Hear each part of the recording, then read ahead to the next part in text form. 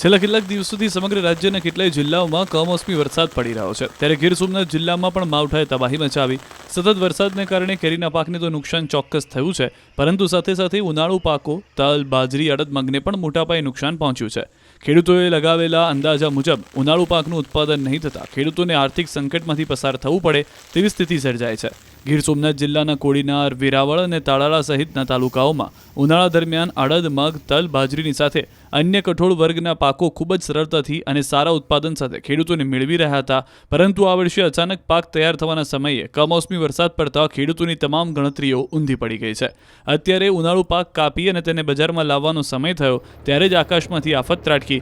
વરસાદ પડતા ઉનાળુ પાકોને ખેતરમાંથી ઘર સુધી કે બજાર સુધી પહોંચતા કરવાની શક્યતા નહિવત છે, જેના કારણે ખેતરમાં ઉભેલા ઉનાળુ પાકોને વરસાદનું પાણી પારાવાર નુકસાન કરી રહ્યું છે.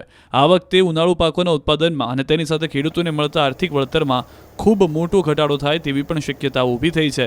ત્યારે ગીરના ખેડૂતો સરકાર સામે મીટ માંડીને બેઠા છે કે સરકાર કોઈ સહાયતા કરે. QR કોડ સ્કેન કરો અને ડાઉનલોડ કરો ન્યૂઝ 18 એપ. મેળવો ગુજરાત અને દેશ દુનિયાની પળે પળની અપડેટ્સ.